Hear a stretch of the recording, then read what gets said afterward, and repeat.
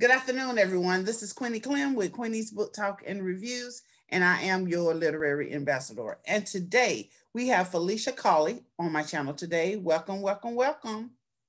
Welcome. Thank you for having me. Thank you. And I want to first say thank you for supporting me and sending me authors my way. I really, really appreciate that. Oh, you're welcome. I just thank you for being supportive of me as an author and other authors in our publishing company and helping us on books and more books. I call you my literary sister now. Thank you. Thank you. Okay, tell us a little about yourself. Well, I'm an author. I also own my own publishing company, Right Side Publishing. I'm a mother. I'm a wife. I have 4 adult children and also 6 grandchildren. So a lot of times, people who know me and my readers and see my posts, I'll give shout outs to my grand 6. I just call them my grand 6. They help with a lot of input when it comes to my children books, which I'm excited because I just started writing children's books. So that's a little bit. I have a degree in English, which I switched from wanting to be a nurse and did a total turnaround and decided to pursue my dreams and went to school and finished my degree in English. And I'm now, I went back, so I'm finishing up a master's in master's in healthcare administration. Oh, okay. Congratulations. Thank you. Okay, when did you know that writing is what you were called to do? Oh, wow. I would say at the age of 10. I've always liked writing, but the reason why I say at the age of 10, because I believe I was about in 5th grade then. We had a project and it was to write a poem. I think it was for Black History Month. And I chose Martin Luther King. To me, it was a simple poem, but my teachers was really impressed with it and, said, this is something good.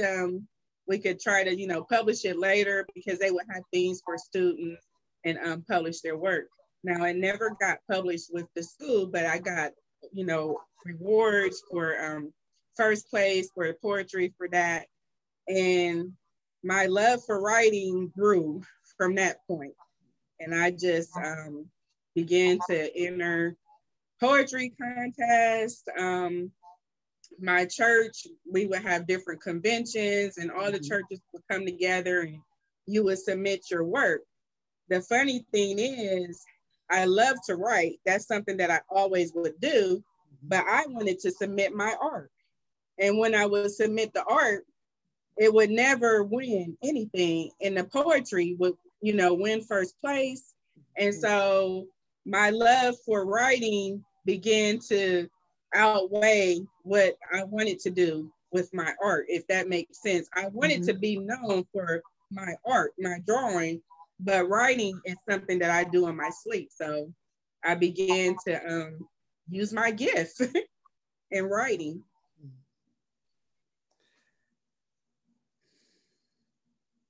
When did you know that writing was something that would be incorporated into your life? Oh, wow.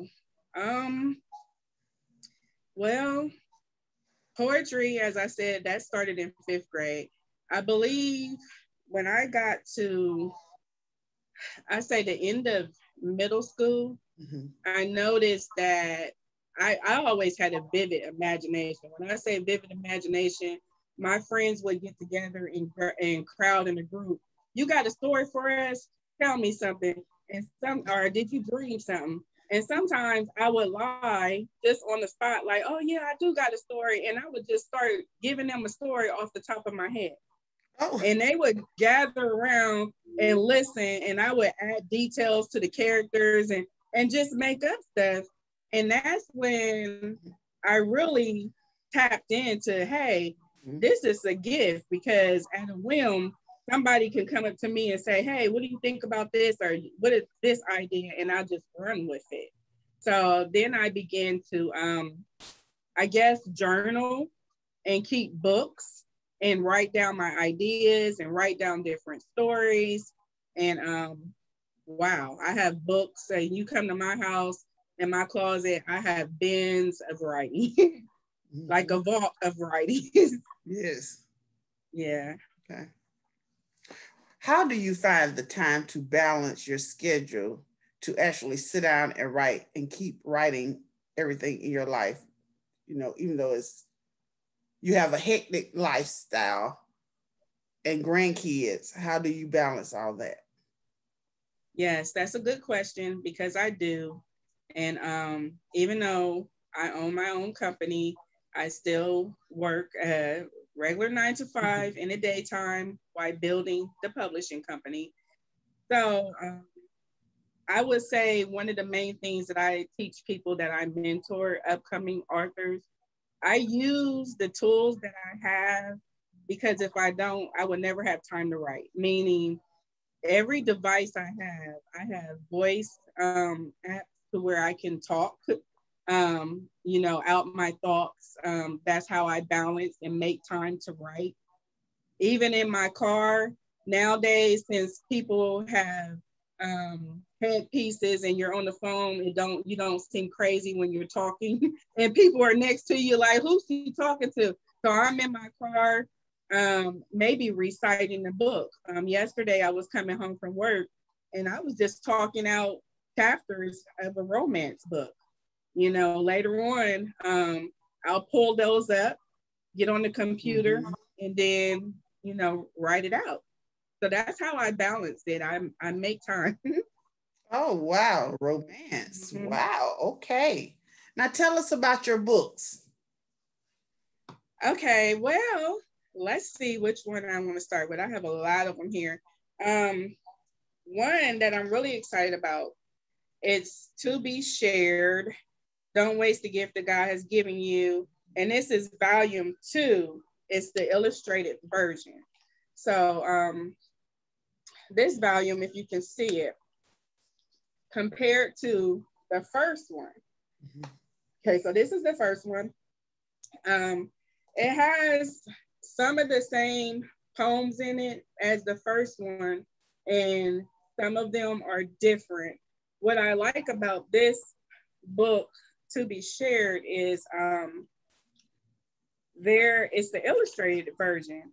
So you get illustrations along with the poetry.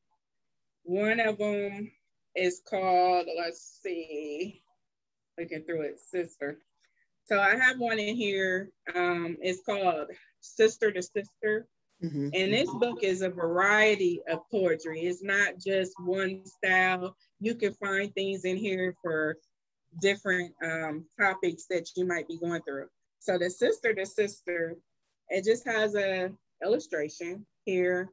You can see the two sisters together. Okay. There. And so it gives you the poetry, and it also gives you the illustration in here. Let's see, what's another one that I love? I love a lot of them. So one of them is a poem. It's called Negativity. And it's talking about basically, people will have conversations and they always have something to say, but then it's always negative. So this is a little bit of it. It says negativity. People will always have something to say. Some things will build, restore, give hope, encourage, and enlighten. Negativity destroys, tears down, never offers hope, peace, or encouragement. Negativity drains. It will drain the life out of you. Positivity will add and bring life to you. Add, subtract. Subtract negative people from your life. Don't let them speak a word over your life. stop them in their tracks. Do not let the words they speak manifest in your life. Add positivity, people to your life who will help build and restore you. Leave no room for negativity. Mm-hmm. So then it has this illustration. You can see that energy in there pulling. That's the illustration for negativity. Like you got it pulling you one way. So I like this book because it gives you lots of, illustrations to go with the poetry. So this is my baby, one of them, to be shared. It came out, I believe, the end of last year to the beginning of this year. So, yeah. And it's on Barnes and Nobles, Amazon. It's global. So in order to get the illustration copy, you would just put to be shared in Arthur Felice SC, and it should have the illustration version on there. You'll probably see both copies. This is the first one, okay, but it doesn't have illustration. And this is the first book, one of the first books when I first started publishing before I got my own company. So this was published through a different company. Okay. So that's that book. You have any more books you'd like to share? Yes, definitely. Okay, let's see.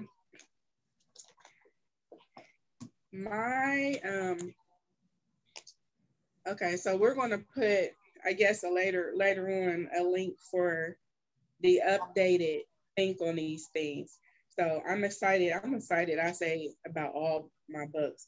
But Think on These Things. Now, this was the original cover. Mm-hmm. This book has been out for a while. I say the first copy of it is part of, it ended up being part of a series. When I started off, I didn't plan for it to be part of a series. So the first copy of the Think on These Things, I believe the first copy was published like way back in 2012. So from that, it came from the scripture, Philippians 4:8, where it tells you to think on these things. That's where the title came from. Whatsoever things are true, whatsoever things are honest. And then it has that whole scripture on the back of the book. That's where the whole basis of the book is from. And so inside of the book, there are quotes and phrases. It's an easy read. It would be kind of like if you want something positive or a word for the day type of book to read. It's very simple, very easy. I wrote it in a way such as, your word for the day book, sometimes they have dates on it throughout the year. Some people do it monthly. Some people do it for, all year long. Mm-hmm. So what I wanted was, when the readers read this, they'll have quotes to be able to stick in their mind. And it doesn't have to be for a certain day of the year. They can go back and repeat it throughout the year. Mm-hmm. And so this one quote is kind of like the opposite of what some people say. Some people say seeing is believing. So this quote says, seeing is not believing. And so it has a scripture for that. It says, now faith is the substance of things hoped for and the evidence of things not seen. So you can believe and you might not be able to see it. So, it gets your mind thinking.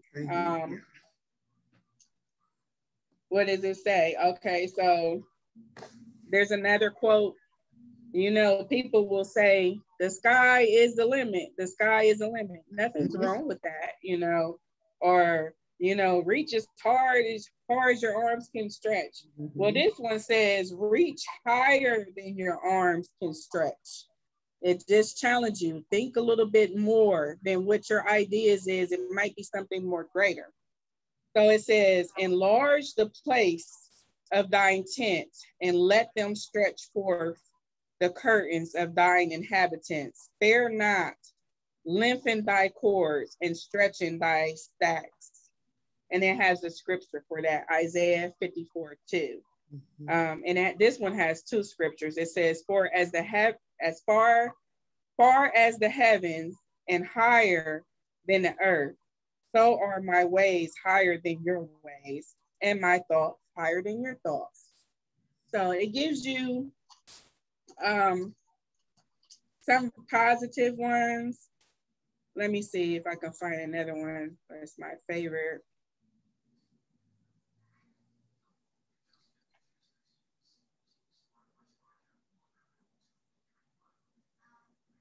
Oh, it has some humor in here too. So like I say, it's a variety. It's not like a set. I mean, it's something for everybody. So this is one of my favorite ones. It says, do not wear others' shoes. They may stink. So you know how it says, you don't know how it is unless you walked in someone else's shoes. Yeah. There's so many phrases, but it says, do not wear other shoes. They may stink. Okay, so it says, you deserve, but not, you desire, but do not have. So you kill, you covet, but you cannot get what you want. So you quarrel and fight. You do not have because you do not ask God. When you ask, you do not receive because you ask with wrong motives, that you may spend what you get on your pleasures. And that's James 4:2-3, the NIV version. Okay. So this is this first book, Think on These Things. It's a fun one. And as I said, it's the beginning of a series because the end of this month, keep this date in mind, guys, March 31st is coming up. So the end of this month, Think on These Things for Women will be coming out. I'm going to send a link to Queenie. It's going to be coming out, and it'll have some of the quotes that's in this book, but the difference is it's geared towards women. So it is based on a specific, for women. That will be coming out. And then a few weeks after that, I say about mid-April, Think on These Things for Men. Yay! So it is, I didn't know it was going to be like this, but it's turned into a series. And we already have the children's version of Think on These Things is ready. But that's going to be Think on These Things, the Beatitudes. And it takes the children with, it takes them through the 10 Commandments and the Beatitudes. So it's a whole series. It's going to be at least, let me see, the women, the men, the younger children, and the older children. So it's about 4 or 5 books in that series, which is exciting. Okay, your next one. Okay. All right, so I saved this one. And this is Order in the House. Who's leading you? And it's part of a series called Our Home is Protected by God, bringing the family back to biblical principles. So Order in the House, this is the first book of Order in the House.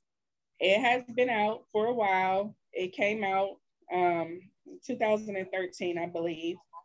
And this book took a while to write. I say at least close to 2 years because it's nonfiction. It has inserts in there of things that my family has been through where we had to use the principles of God in there. And there's a lot of tidbits in here. I say, you know, sometimes people, when you look at the cover of it and you say, order in the house, what is this about? I have different family groups on here, and I did that intentional because it's for everyone. If you're single and you're, you know, thinking about having a family, then it's for you. If it's two parents or one parent, whatever your family dynamic is, you can get something out of this book. And so basically it's not your normal book that you would read for tips on the family and self-help tools. As I said, it is nonfiction. So it has some true life stories in there, but a lot of times people think when they get those books, tools for the family, especially if it's a Christian book, it's going to be all these scriptures and faith-based. I mean, it does give you some scriptures, but it's fun and it's comical. I'll read to you part of the forward in this book. It says, order in a house. Who's leading you? In society today, people tend to do what they want to do in their households instead of what is right. Have you ever heard of these phrases before? I pay the cost to be the boss. I can do what I want to in my own house. I pay the bills here. The question is, who determines what is the right way to run our homes? Is it men, women, God, or the government? Now it says women have begun to lead the household. Years ago, men used to work and women stayed home with the children. Now today, both men and women must work. Women are now earning their own money and have been for a while. They are strong leaders in the workplace. Some women even own their own companies. They are the CEOs over their business, but are they the leaders in the home? It says times have changed. I believe women have always worked outside of the home in each generation, just not as much as the women do today. Women of days past understood how important it was to be home with their children. In today's world, many children come home from school with no parents present. In most homes, this is not by choice, but due to single parent households or income. Some people just can't make ends meet on one income.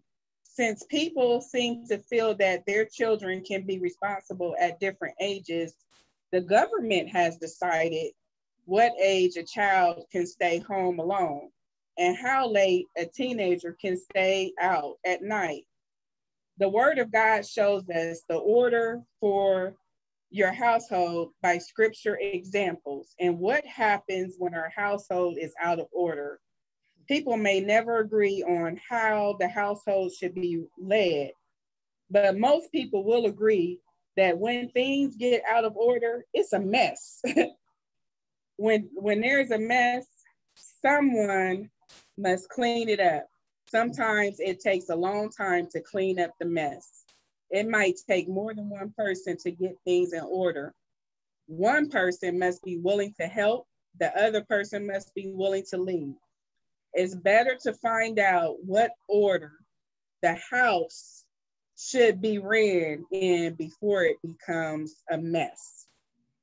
So that gives you some idea about what order of the house is. But the thing about this is when I was writing this book, I had to take several breaks because I had to do some research And I learned things in this book while writing it. So that's why it took so long.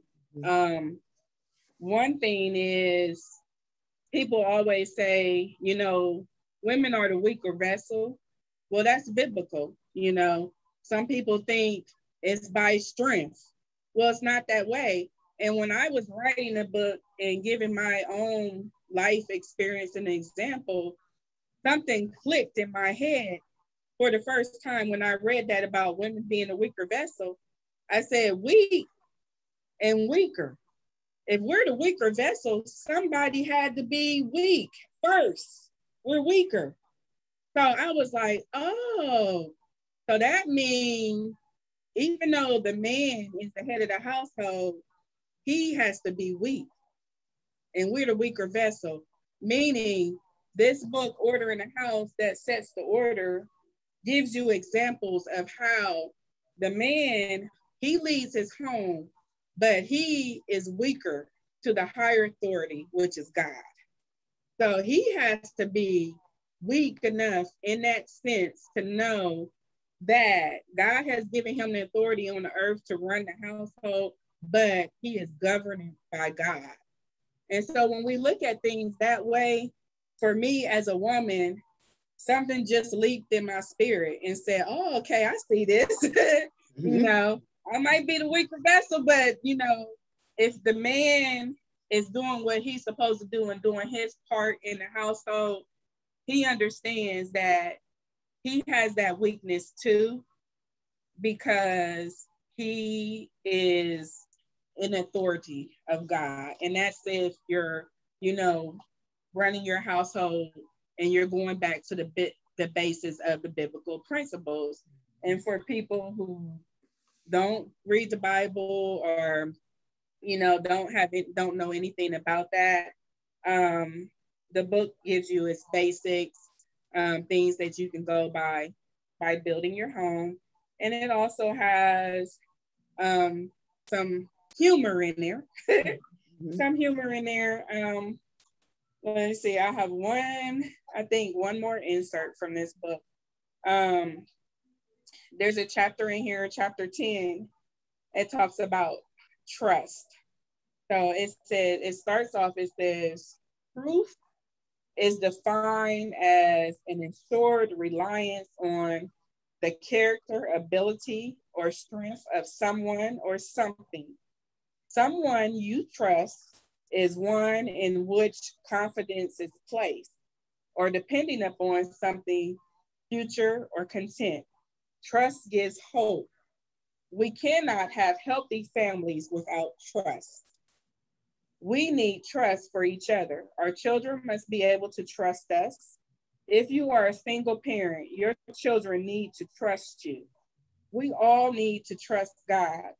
Husbands and wives should trust each other. We should create an environment to where we can depend on each other. I need to know I can believe my husband when he says something. My husband must establish trust with me. If he tells me he is going to do something and he can't, he should come to me and explain why. I should be able to believe whatever he tells me.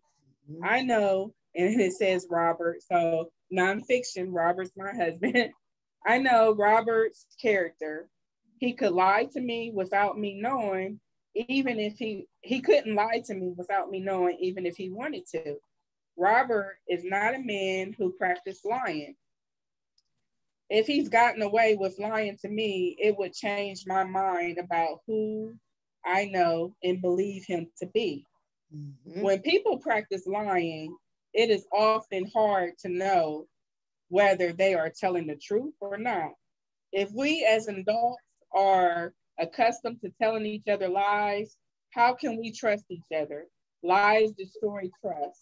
The truth is what sets us free, no matter how ugly that truth may be.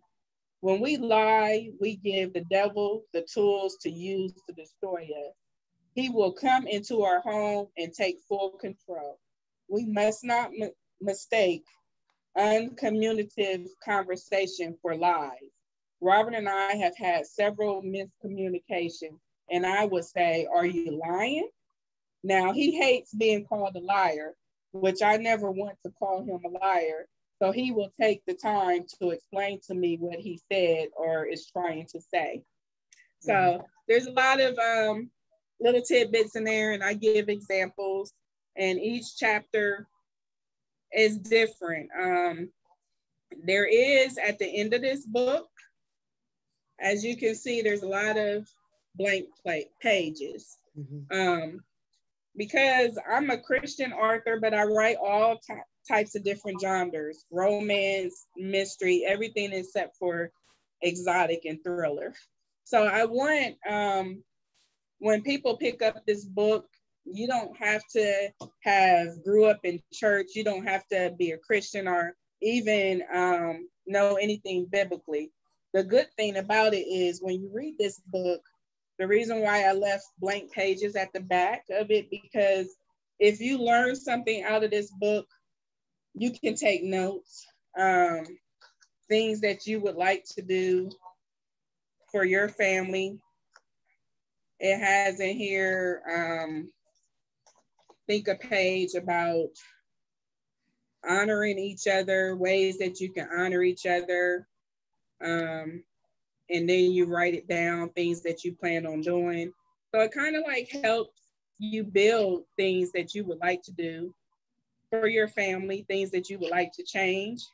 And for example, I turn to this page, it says, write down what you want God to do for your family. So each family is different. It just gives you different tools and things that you've learned, kind of like almost journaling. People can use it in different ways, however they want. You know, if there's something from a different chapter that you've learned in the book, you can write that down. You can go back and research and look and see how you would like to apply that to your family. Okay. So one of my babies that I love. Okay.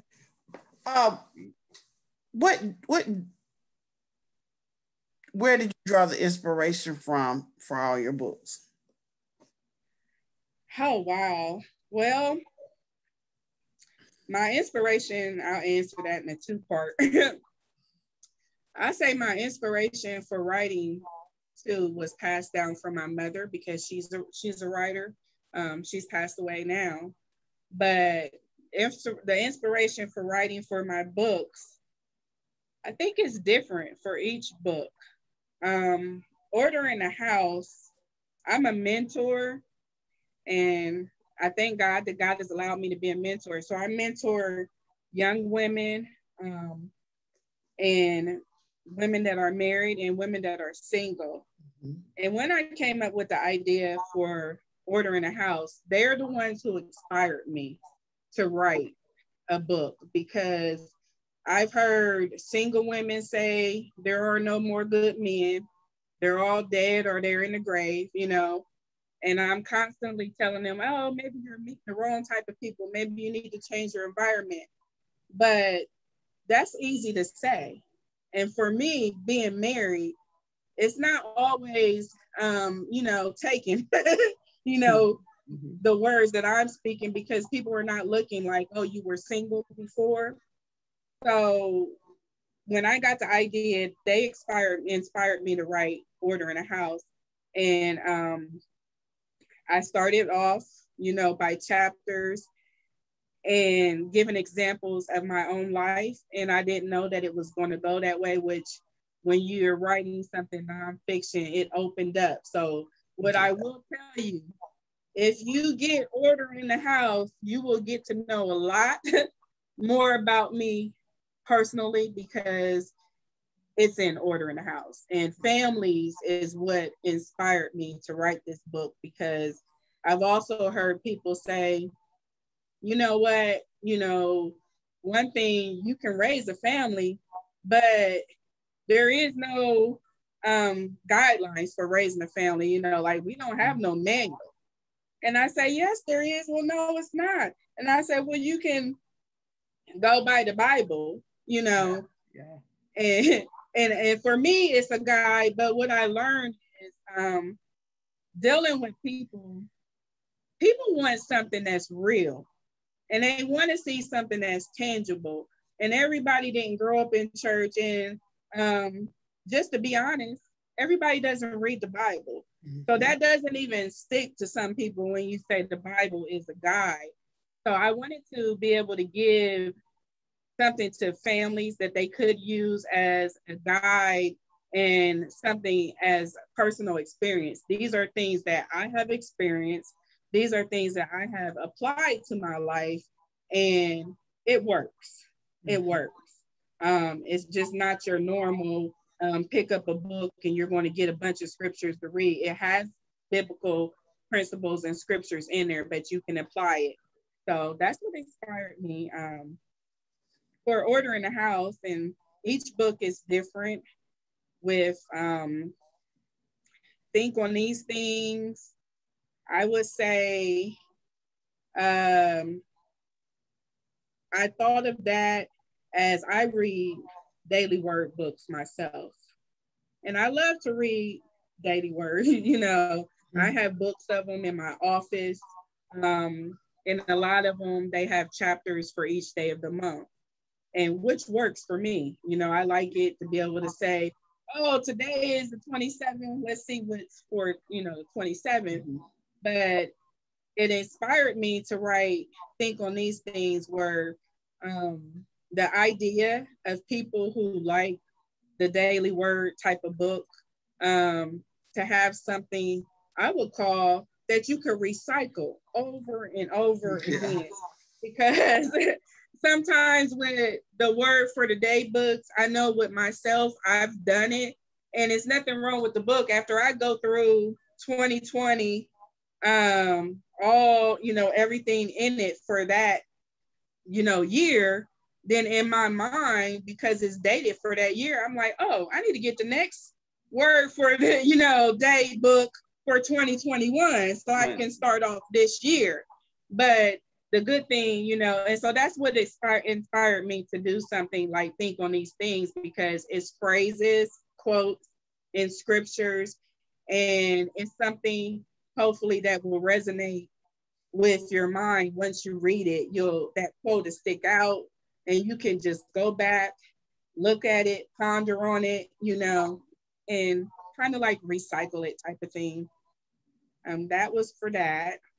And think for to be shared, the first book, as I said in the beginning of the interview, when you asked when did I start writing, so the first book, it actually has poetry in there. My first book poem that I wrote at 10 years old of Martin Luther King is in there. Oh, okay. Yes. And so after writing the book, I had people say, oh, you did, you know, you've done poetry. Do you do spoken word? And I said, yes, I haven't done it in a while. So people have requested to have the audio books of it, which I hope to be coming out with soon. And they wanted more of a visual of the poems, you know, reading it. And so the readers inspired me to come up with the second version, the, you know, second volume of To Be Shared. So I have the illustrations in there, and they're inspiring me, hopefully before the year is out, to come up with some audio versions so you can have the illustrations and you can, you know, read it, but you can also have the audio version. I know it's something when I would go to different authors' poetry events and you can hear them, you know, express. Sometimes it's more energy and sometimes it's, you know, it goes with the poetry. So yeah, that's what it's inspired me for those books. What projects are you currently working on right now? Oh boy, that's exciting. So the projects that I'm currently working on now, as I mentioned with Think on These Things, there's a series. So I have the children's book, which is already completed. We're working on, for the teenagers, their book is called Think on these things. The title kind of fluctuates, but it's Think on These Things, and it has to do with bullying, because a lot of that is going on.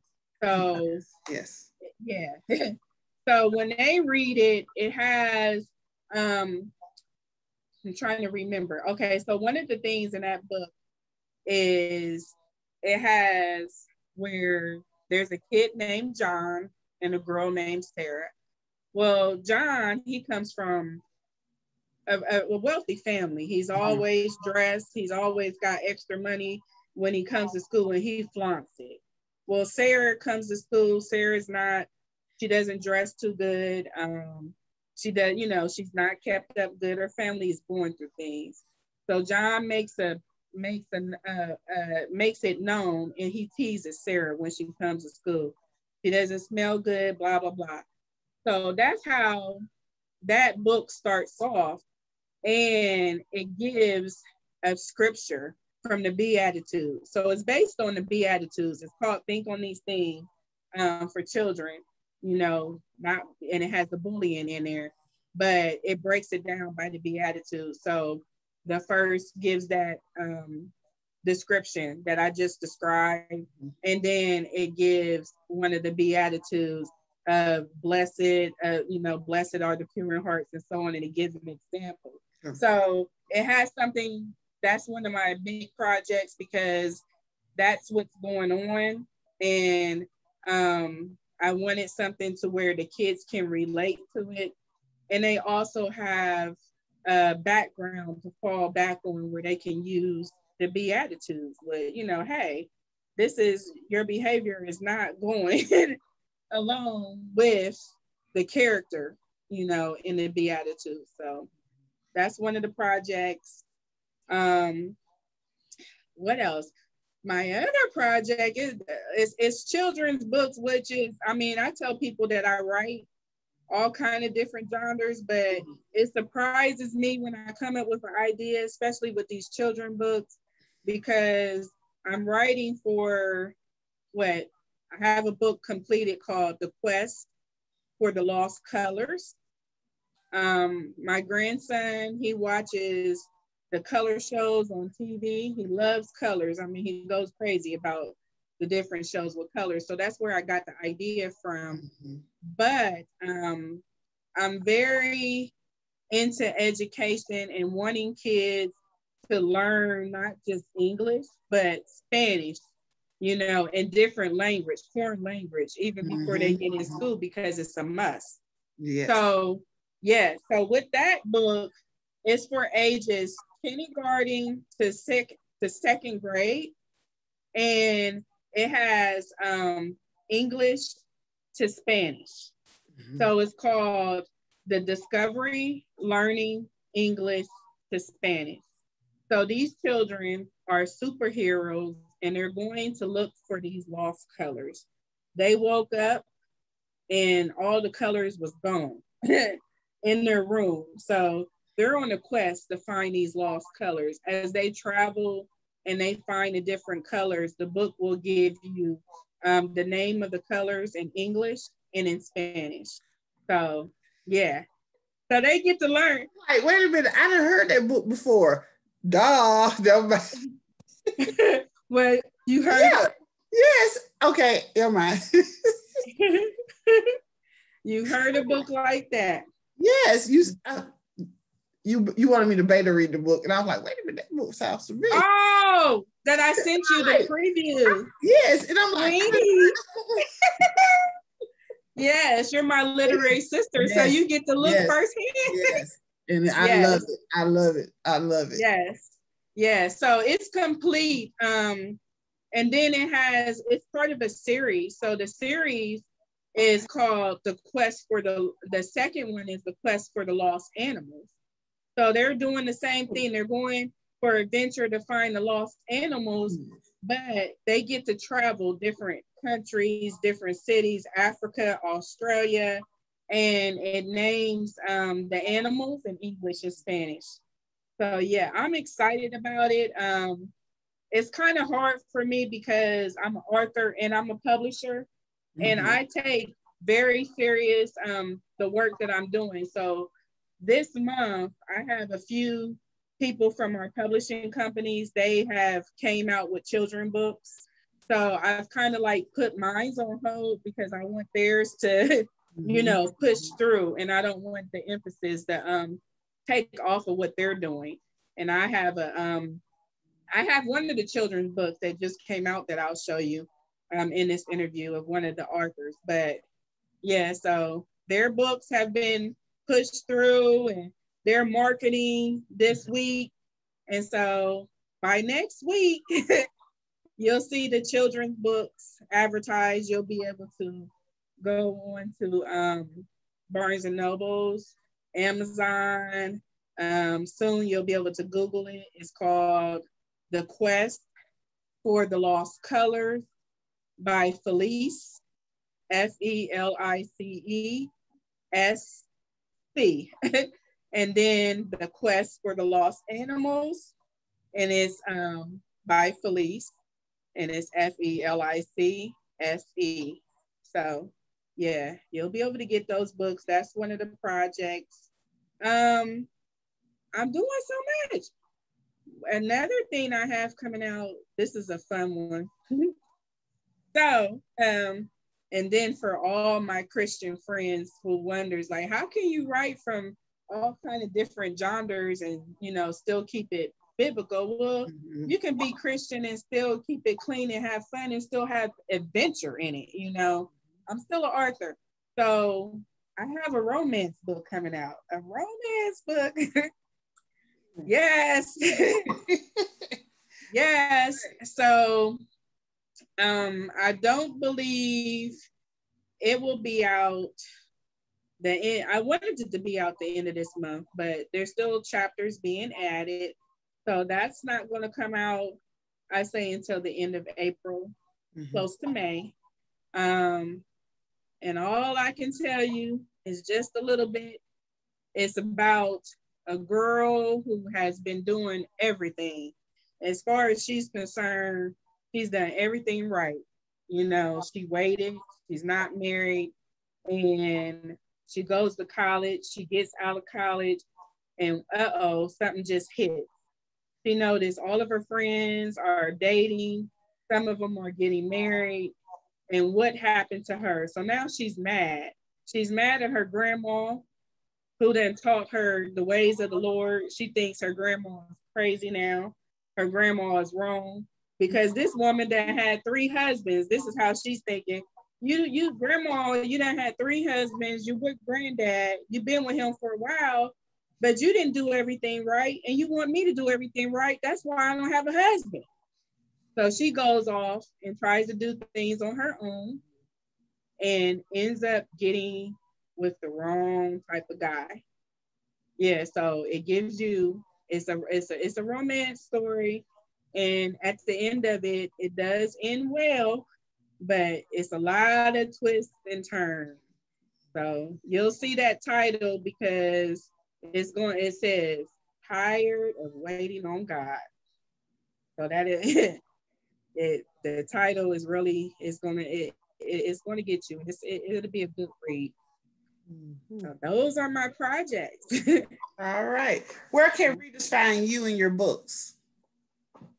You can find all of my books on Barnes and Noble, Amazon. I tell people to try to go to Barnes and Noble first. If you get the book, write a review because authors get a lot of credit when you go to Barnes and Noble. But I am on Amazon too. I have 3 different pen names that my books are under. I have books under Felicia S. Cauley, and it's spelled FELICIA, S as in Sam, and then Cauley, CAULEY.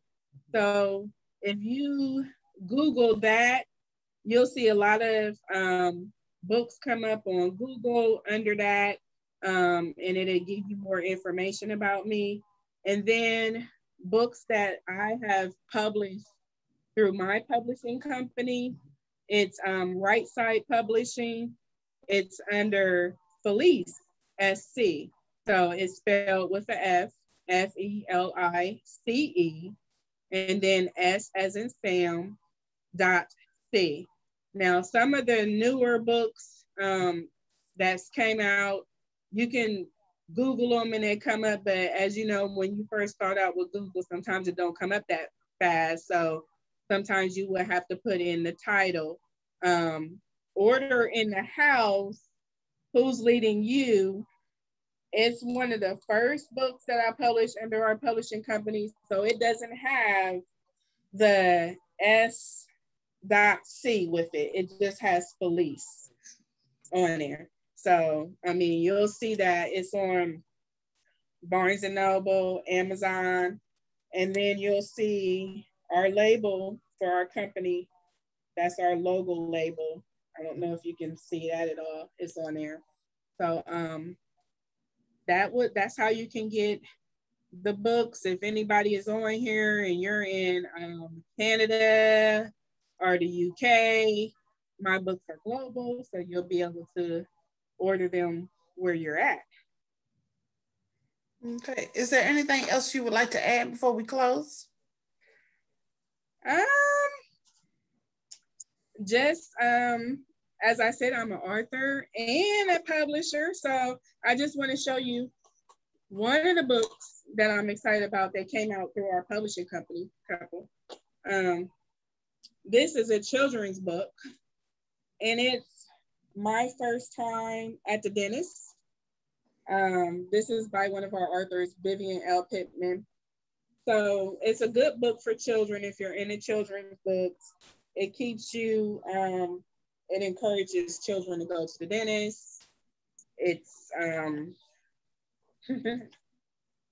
me hurry, some good illustrations on there. And so not only do I write books, but publishing, I have a lot of stuff. We have workbooks. So, you know, if you need any help with writing or mentoring, I wear lots of different hats. You can contact me through email, Felicia Cauley at ymail.com.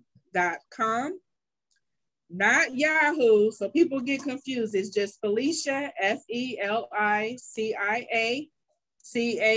Cauley at ymail.com. And then my website for publishing is www.rightside, spelled with an R, RIGHT, sidepublishing.com. And I just thank you, Queenie, for having me on. Thank you. You've been a blessing today. I really appreciate it. Thank you. You're welcome. All right. This is Queenie Clem with Queenie's Book Talk and Reviews. Happy reading. Bye, y'all. Bye.